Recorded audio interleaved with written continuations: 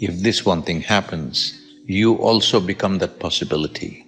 If you achieve this, we can initiate you wherever you are. I am not just with you, I shall be in you. Allow me to go through you in such a way that who you are will become an infinite possibility. So almost anything which is there with you all the time, you tend to not know it. That's the only reason why you do not know the hand of the divine upon you.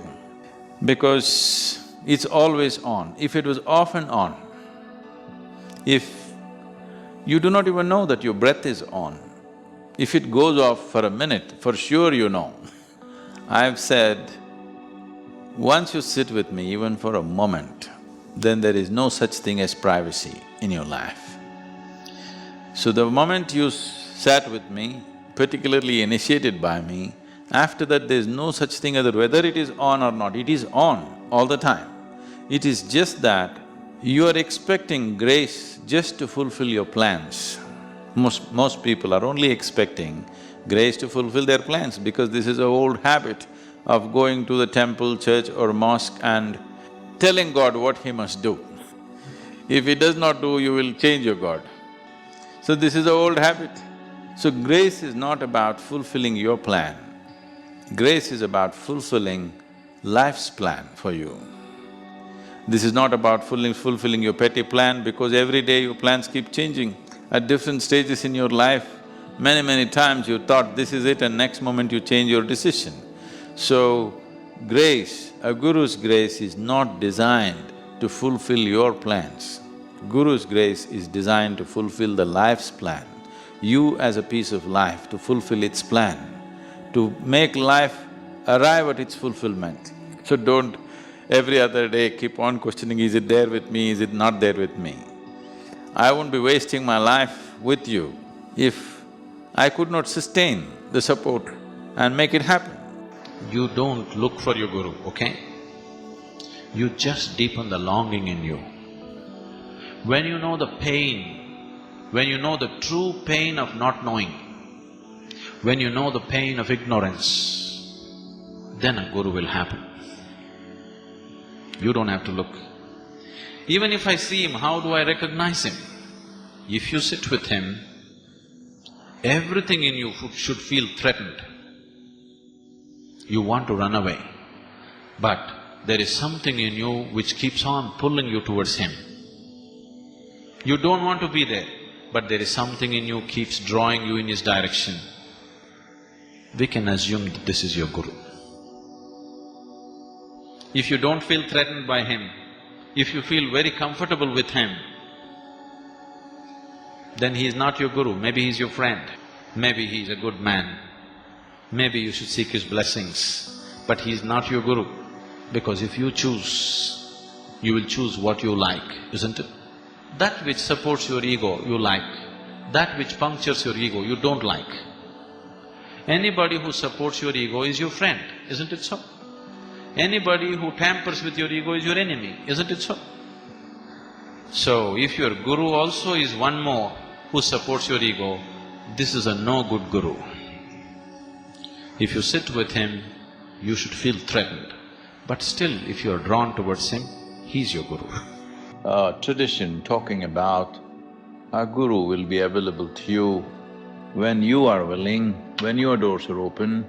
You have heard this in many different ways. A guru will come when you're ready. It does not mean he has to come as a person. It simply means when you are open, when you're ready, this energy, this presence which is always seeking to penetrate and make a life blossom, like sunlight, is always seeking how to touch every leaf, every flower, every life and make it blossom. Just like that, it is seeking because this is not of an individual, this is not of a person, this is the nature of grace. You just have to work towards your openness. You can be at home, you can be wherever, but the important thing is to work towards the steps of how to keep yourself open for a period of time. If you achieve this, we can initiate you wherever you are. Once you create this openness, I am not just with you, I shall be in you. This is not an empty promise, nor is this a bombastic statement. I want you to understand that dimension that you refer to as Guru is not about me as a person, it is a possibility. It is a great privilege and the benevolence of creation that in some way you become the instrument of that possibility. Being an instrument of that possibility means that in some way you have kept your persona away, that you don't stand in the way. This is all you have to do for yourself to be like a guru, that you have kept your personality away. You know how to get out of your own way. If this one thing happens, you also become that possibility. It is my wish and my blessing that you must know this. Allow me to go through you in such a way that who you are will become an infinite possibility. This is what receiving a guru means. May this become a living reality in this life. A Guru's grace is a profound blessing that can transform one's life. It is a manifestation of the Guru's love, guidance and wisdom. When a Guru's grace is with you, you may experience certain signs that indicate their presence and guidance in your life. One of the most telling signs of a Guru's grace is an unwavering sense of inner peace. Challenges may arise, obstacles may test our resolve, but there is an underlying calmness and unshakable faith that whispers, everything is unfolding as it should. This inner sanctuary is a deep knowing, a trust in the grander scheme of things that transcends our limited understanding. Another sign is a thirst for knowledge, particularly spiritual knowledge. The Guru's grace ignites a spark within us, a longing to delve deeper into the mysteries of life, to understand the nature of our true selves, and to connect with something greater than ourselves. Synchronicities, those seemingly coincidental occurrences that defy logical explanation, often increase when we are touched by a Guru's grace.